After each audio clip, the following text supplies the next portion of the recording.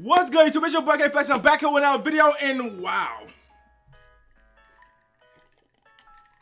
News is happening today, all kind of stuff, trades, everything. Even though we're in the midst of the corona apocalypse, the Miami Dolphins don't care, the NFL don't care, we still starting our league year, everything could be done remotely, and there's no issues. The Miami Dolphins are signing Ereck Flowers to a three-year, $30 million deal.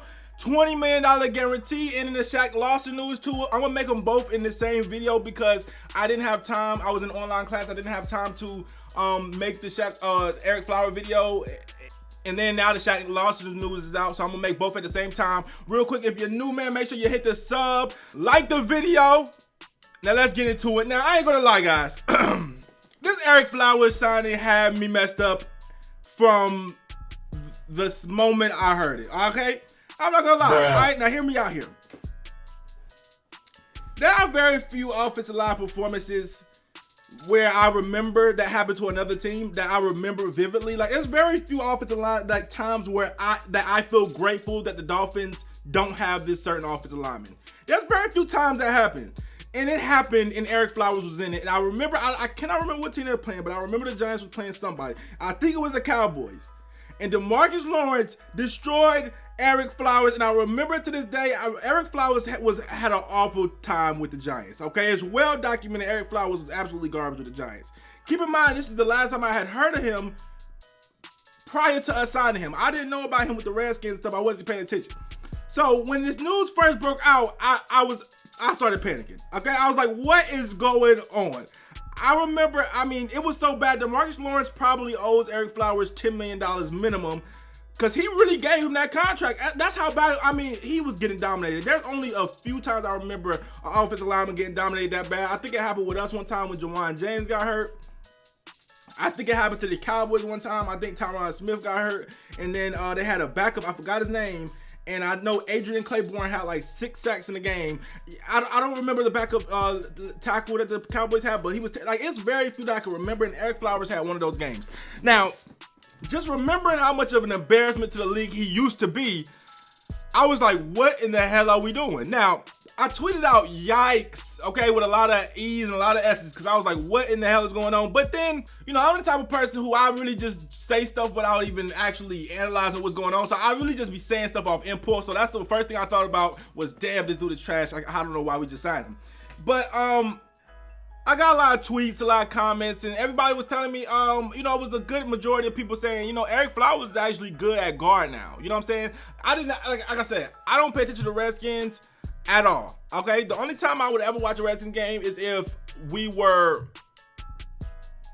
I had like a fantasy player, a DFS player playing the Redskins. I'm not paying attention to the Redskins O-line. I do remember one time Dwayne Haskins was begging his O-line to block. That was a meme. But anyways, I'm not paying attention to the Redskins O-line for a couple of reasons. I'm not watching the Redskins game. All right, I already had to sit through Dolphins games all last season, which were terrible. I like good football.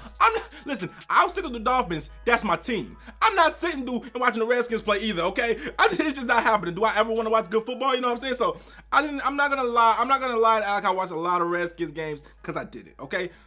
So I didn't have enough. I didn't even know really Ereck Flowers was actually performing how he was performing. So once people started hitting me up saying he's actually good at guard, and I started looking at the statistics and stuff, it started to make sense. Okay, he only gave up 2 sacks last year.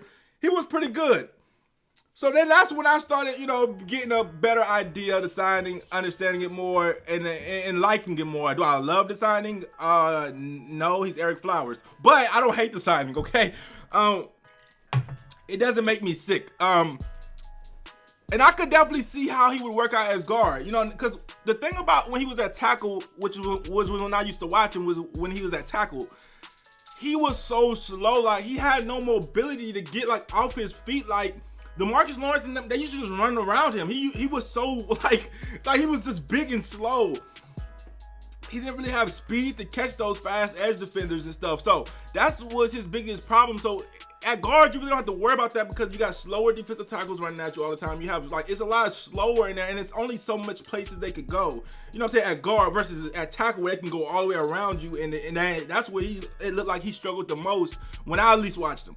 So I mean, he's always been super strong, right? And he's always been super big. So that works out better for guard. And he has the length to still be a tackle, but I would never put him at tackle. I see people keep saying, oh, the Dolphins signed him and he can switch to tackle if needed. No, he can't. Put me at tackle before you put Ereck Flowers at tackle. I promise you I will sacrifice my life. Do not put Ereck Flowers at tackle. Okay? Please do not put Ereck Flowers at tackle. I've seen enough. All right? I'm only 180 pounds, but I will sacrifice my life for the team before you put Ereck Flowers. Just give me a contract, and I'll do it for less than $10 million. And honestly, if he gonna get ran through anyway at tackle, I would do it for $500K. So either way, it is what it is. Just put me at tackle before you put Ereck Flowers at tackle. All right. But apparently he's supposed to be good at guard, and I actually believe it. You know what I'm saying? Because I could tell by his size and his power and his potential that he had potential to be a really good guard. And then by his numbers say that he's a pretty good guard. So I'm happy with the signing at guard. As far as the price range, $10 million a year. He's not even top 10 paid guard, but he's up there. Like, he's up there with the good guards as far as money goes. So he's gonna have to be a good guard at the end of the day. And this is what I wanted us to do, is build the trenches. I didn't expect it to be with Ereck Flowers necessarily, and his name just has a bad stench to it, But either way, I didn't expect it to be with Ereck Flowers, but he, like I said, he is getting better. He's improving in a new position. I don't want to see him at tackle. I know a lot of people want, oh, he's an offensive tackle and a guard. No, he's a guard. Please keep him at guard. I do not want to see him at tackle. I absolutely do not want to see him at tackle. All right. But that's my thoughts on Ereck Flowers, okay? They even got the stats in this article. They say he had an 84% pass block win rate in 2018, 83% win rate in 2017, and it went up to a 92% win rate last year with his new position. So, like I said, he's always had those attributes to be a great inside tackle, but he just was long, so they wanted to play him at tackle. Inside guard. So I think it'll work out. But a lot about what offensive line, I think, has to do with coaching as well. So we'll see how everything could work out. He had also a great offensive line coach with the Redskins, so we'll hopefully get transferred to the Dolphins, because I think he had Bill Callahan with the Redskins, who's known to be a good offensive line coach. He's from Florida, so that's never a bad thing. Get in the conversation. Let me know what you guys think about the Ereck Flowers trade, and signing. Now let's get into Shaq Lawson. 3 years, $30 million. Nice payday for him. But we got a lot of money, I'd say. I don't know. Is that? He's an edge rusher. At 3 years, $30 million is not bad for an edge rusher. And think about Shaq Lawson. He had 6.5 sacks last year. Y'all know I said we needed an edge rusher badly. And I'm glad we signed Shaq Lawson, because I didn't see a lot of ones in the draft that I really loved that we would for sure be able to get. So I'm happy that we signed Shaq Lawson. 6.5 sacks last year, and that's not the most sacks in the world, but he only played 47% of the snaps. And the Bills had a really good defense, and by the numbers, on a per snap basis, he probably had the most impact as far as on that D-line. So this is a great signing. I'm very much more excited for this signing than I am for the Ereck Flowers signing, even though I do have grown on the Ereck Flowers signing. But 6.5 sacks, you know what I'm saying? And it's important for us to get to the quarterback. It's important for us to have a good edge rusher. Like I said, teams don't really win without good edge rushers or good defensive line pressure. You know what I'm saying? More than just sending blitzes, you got to be able to get pressure with the four that you're sending. And it's hard to win if you don't got that. So Shaq Lawson is a great signing. And I think, and a big thing about these two signings, what I've noticed, is that we signed two people that have not even hit their potential yet, who haven't even hit their peak yet. And that's what I really love about these signings. In the previous years, we've been signing older players who are past their prime, or players that are at their prime. These are two players that we signed who shouldn't be, at least, at their prime yet. So they could even get better. Shaq Lawson could be, who knows, the sky's the limit. Ereck Flowers honestly could be sky's the limit at guard. So that is my favorite part about these signings, is that these players are already pretty good, and they can only get better. You know what I'm saying? They can get better. Like, for instance, when we signed Sue, it was like, yo, he's in his prime. This is the best he's going to be. We sign, if you sign players like that are in their prime of 29, 30, that's the best they're going to be. You sign a 25-year-old who really hasn't hit his potential. If you look at Ereck Flowers' first 2 seasons, he wasn't that good. He wasn't good until last year. So last year, he just got good, so now he's getting better. If you look at Shaq Lawson, he wasn't really good until last year, and now he's getting better. So we saw two people on the up and up that at two very important positions of need. 2 first-round talents who really didn't hit their potential at the beginning, but are certainly starting to hit their potential now. So So I'm happy with the signing. I think I'm excited. You know what I'm saying? Even though we ain't make no big moves, it's not even no free agent that I really love that much to spend a whole bunch on, right? To be honest, in this whole thing, it's a couple of them, but it's just, they're not that important. I wouldn't be mad if we missed out on them. But happy with the players that we are signing. It's a chill free agency. It's good free agency though. I like it so far. We probably make more moves today. Get in the comment section though. Let me know what you guys think about the Shaq Lawson trade, the Shaq Lawson signing, and the Ereck Flowers signing. Another thing about the Ereck Flowers thing is I was looking at Redskins fans, and they seem like they're not the happiest to lose him. You know what I'm saying? They don't like that they lost him.